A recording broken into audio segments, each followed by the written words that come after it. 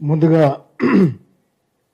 మీరందరూ చేసిన ప్రయత్నం, మేము ఇక్కడికి వచ్చి సంఘీభావం కానీ ఇనిషియేషన్ అంతా కూడా మహిళా జర్నలిస్టుల తరఫున మీరందరూ చేసినందుకు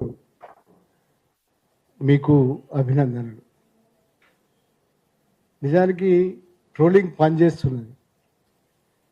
ఇది Hyderabad Telangana press club, Kaloji TV Srinivas ముందు నుంచి తెలంగాణ వారి. కానీ ఆయన ఒక మాట అన్నాడు, ప్రాంతీయవాదం రెచ్చగొట్టడానికి కాదు అని అన్నాడు. ఆయనకు తెలియకుండానే ఇది ఒక సంజాయిషి ఇచ్చుకోవడానికి ప్రయత్నం చేశాడు. ప్రాంతీయవాదం రెచ్చగొట్టడానికి తెలంగాణ గురించి మాట్లాడతాడు. ప్రాంతీయవాదం రెచ్చగొడుతున్నది పవన్ కళ్యాణ్. జూన్ 2 నాడు వచ్చి అంత పెద్ద రభస చేసి తెలంగాణ వాళ్ళని మీ అయ్యా జాగిరా అన్నాడు. కొన్ని ప్రశ్నలు ఆయనకు వేస్తే వాళ్ళకు ఇగో ఈ ట్రైనింగ్ అంత, మేము కూడా ట్రోలింగ్ అయినాం. పురుషులమైనా కూడా మళ్ళీ మహిళలే వస్తారు కదా, పెళ్ళాలు, తల్లులు, బిడ్డలు, మళ్ళీ మహిళలే. అంటే ఇదంతా ఒక ఆర్గనైజ్డ్ అనుకుంటూ వ్యవస్థీకృత నేరం ఇదంతా. దీంట్లో మళ్ళీ మనం ఎక్కడికి పోతున్నామంటే వ్యవస్థీకృత నేరం అంటేనే పోలీసులు ఇన్వాల్వ్డ్, రాజకీయ పార్టీలు ఇన్వాల్వ్డ్. పర్టికులర్లీ మనకు తెలిసి చరిత్ర అంతా భారతీయ జనతా పార్టీ ప్రారంభించింది. మనం ఇప్పుడు ఆర్ఎస్ఎస్లో కూడా నైతికత వెతుకుతున్నాం. నైతికత ఎక్కడ ఉంటుంది? నైతిక వ్యవహారాలు లేవు వాళ్ళకి. వాళ్ళు ఎన్నడో ఇంతకు ముందు అనుకున్న జ్ఞానం, శీలం, ఏకత అనేవి పోయినాయి. అవన్నీ భారతీయ జనతా పార్టీ కావచ్చు, ఆర్ఎస్ఎస్ కావచ్చు, సంఘ్ పరివార సంస్థలన్నీ కావచ్చు, వాళ్ళు ఒక మూకగా ఉన్మాదంగా ఆర్గనైజ్ చేస్తున్నారు. సరిగ్గా ఆ లైన్లోనే కూటమి ప్రభుత్వంలో ఉన్న కొంచెం తెలివి ఎక్కువ ఉన్నది అనుకుంటున్నాడు, కానీ నాకు ఏ తెలివి ఉన్నట్టు కనబడడం లేదు. ఇది కూడా ట్రోలింగ్ సబ్జెక్టే. కానీ అది నిజంగా కూడా ఎన్ని అబద్ధాలు, పచ్చి అబద్ధాలు ఆడుతున్నాడు. భారతీయ జనతా పార్టీ కన్నా ఎక్కువ పవన్ కళ్యాణ్ వల్ల చాలా ప్రమాదకరంగా ఇట్లాంటి ప్రాంతాలలో, తెలంగాణలో ప్రత్యేకంగా ఈ మూకలని ప్రోత్సహిస్తున్నారు. వాళ్ళు నిజంగానే పూర్తి సెన్స్లెస్. ఇంతకుముందు మన రేవన్న చెప్పినట్టు ఈ సెన్స్లెస్ నుంచి ఎట్లా రక్షించుకోవడం అనేది మనం ఏదో పద్ధతులు ఆలోచిస్తున్నాం, కానీ రక్షించుకోలేము. ఎట్లా రక్షించుకుంటాం? దాంట్లో పోయి యుద్ధాలు చేయలేము. ఆయన అంటున్నాడు ఒక 200 మందిని లాగుతా, కానీ 200 మంది కాదు కదా, 2 లక్షల మంది కూడా ఉండొచ్చు, సాధ్యం కాకపోవచ్చు. కానీ మనం ఈ వాయిస్ని వినిపించడం అనేది ఒక ఆరోగ్యకరం. ఎంతకంటే మనం చేయగలిగింది కూడా లేదు. పోలీసులు నిజంగానే ఇంతకుముందు చాలా వివరంగా మాట్లాడినారు కదా, చాలా వేషాలు వేస్తున్నారు ఈ మధ్యలో, ఈ ఒక్క వేషం తప్ప.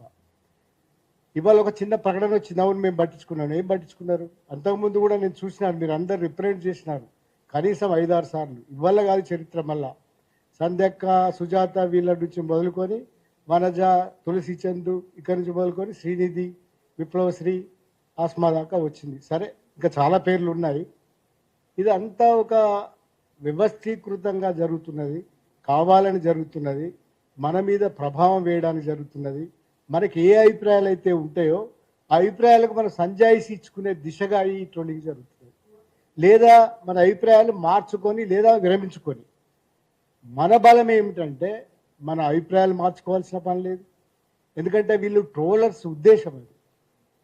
వాళ్ళు ఎన్ని రకాల దాడి చేయాలో అన్ని రకాల దాడి చేస్తారు. మీ నైతికతను ప్రశ్నిస్తారు, మీకు ఆ సంబంధాలు అంటగడతారు, అమ్మనక్కని తిడతారు, అన్నీ చేస్తారు. అవి అన్నీ నిజంగా మీరు జర్నలిస్ట్గా నిలబడాలంటే వాటిని పట్టించుకుంటే మీరు ఉండలేరు. నిజమే, రఘుని చంపేసిర్రు, అంతా అయిపోయింది. ఒక రఘుని ఒక 6గురిని చంపారు. 6 మెంబర్స్ చంపేసిర్రు వాళ్ళు ట్రోలింగ్ చేసి. అంటే ఇట్లాంటివన్నీ ఉన్నాయి. చూస్తుంటే చాలా ఆశ్చర్యంగా ఉన్నాయి. బాగా ఫెరోషియస్గా వస్తున్నది చంద్రబాబు నాయుడు, పవన్ కళ్యాణ్, భారతీయ జనతా పార్టీ. ఈ క్లిక్ ఏం ప్రయోజనం చాలా, ఇది వేరే విషయం, మాట్లాడాలి, వివరాలు ఉండాలి. కానీ ఒక ఆంధ్రప్రదేశ్లో ముఖ్యమంత్రి అయ్యి, ఉప ముఖ్యమంత్రి అయ్యి ఆయన వచ్చి ఇక్కడ చేస్తున్న నాటకాలు, మాటలు, ఇవన్నిటి వెనుక ఉద్దేశాలు ఉన్నాయి. ఇవి మనం అంటే ట్రోల్ చేస్తారు. మరి ఈ ఉద్దేశాలు లేవని మనం చెప్పకుండా ఉంటామా? నాగేశ్వర్ గారితో మొదలైంది ఇష్యూ, కానీ అసలు జరిగిందంతా కూడా ఒక రకమైన వ్యవహారం. కానీ మనం కొన్ని ప్రశ్నలు అడిగితే సమాధానం లేవు. నీకు ఉప్పుడు పాసం నువ్వు తెలంగాణ వచ్చినందుకు, లేదా మీ అక్కడ ఏదో కొబ్బరి చెట్లు కాలిపోతే తెలంగాణ దిష్టి తెలిగిందన్నావు. ఇట్లాంటి అభిప్రాయాలు నీకు ఉన్నాయి. నీ కూటమికి ఇంకింత భయంకరమైన అభిప్రాయాలు ఉన్నాయి. నీ కూటమిలో ఉన్న ప్రధానమైన ఒక పార్ట్నర్ చంద్రబాబు ఈ తెలంగాణని పూర్తిగా ధ్వంసం చేసినవాడు. ఇట్లాంటివన్నీ చెప్పుకుంటూ పోతే ఒక పెద్ద కథ అవుతుంది. కానీ నువ్వు వాళ్ళు ఏమంటున్నావు? తెలంగాణ గురించి మాట్లాడు. కొన్ని 2 ప్రశ్నలు అడుగుతాను నేను. కృష్ణా జలాలలో మాకు ఎంత వాటా ఉన్నది? గోదావరి జలాలలో ట్రిబ్యునల్ ప్రకారంగా 968 టీఎంసీల వాటా రావాలి. మా ప్రాజెక్టులు ఏమన్నా కట్టుకుంటే సెంట్రల్లో చంద్రబాబు నాయుడు పంపించిన కట్ట ఇంత ఉంటుంది. ఏ ప్రాజెక్ట్ని ఆయన ఒప్పుకోలేదు తెలంగాణలో. ఏ ప్రాజెక్టు కూడా దానికి ఒక లింక్ పెట్టి చేస్తాడు. ఇట్లాంటి వాళ్ళందరూ కలిసి ఇప్పుడు పవన్ కళ్యాణ్ తెలంగాణ ప్రయోజనాల గురించి ఏమంటాడు? 968 టీఎంస్ మాకు కావాలంటావా? మా ప్రాజెక్టులు ఉండాలంటావా? చంద్రబాబు పద్ధతిలోనే ఇట్లా చేస్తామని ఒక ప్రశ్న. రెండోది, ఇన్ని మాట్లాడుతున్నావు కదా, డిప్యూటీ సీఎం రాజీనామా చేసి వచ్చేసాయి. ఎవడొద్దంటున్నాను నిన్ను? మనం ఇట్లా ఏమన్నా అంటే దానికి ఒక అది చేస్తారు. ఆయన ఇంకెంత తీవ్రతకు పోయినాడంటే, మనం ప్రాంతీయవాదం అనేదాన్ని కొంత తిప్పికొట్టినాం అనుకోండి, ఆయన జాతీయవాదానికి పోతాడు. నేషనలిజం, నేషనల్ ఇంటిగ్రేషన్, నేషనల్ అనేది ఎన్నడో ఇందిరాగాంధీ కాలపు మాటల్ని ఆయన తీస్తున్నాడు. ఢిల్లీకి పోయి మీటింగ్ పెడతారు. ఇవన్నీ మనకు తెలియదా? మనకు అర్థం కావా? మనం మాట్లాడకూడదా? తెలంగాణ వాళ్ళం కాదా? అవును, తెలంగాణ వచ్చి 10 ఏళ్ళు అయింది కదా, ఇది మా రాష్ట్రం కదా, ఎందుకు మాట్లాడు? ఇవన్నీ అంటే మళ్ళీ ఏదో ఒకటి మనకు వంట కట్టడం. ఇది లెఫ్ట్ రైటు ఇట్లాంటి విషయాల కన్నా కూడా ఒక వ్యవస్థీకృతమైన నేరంగా జరుగుతున్నది. దీంట్లో అన్ని వ్యవస్థలు ఉన్నవి, రాజకీయ పార్టీల ప్రభావాలు ఉన్నాయి, వాళ్ళే దీన్ని ఆర్గనైజ్ చేస్తున్నారు. ఇది ట్రోలర్ చరిత్ర అంతా మనకు తెలిసిందే.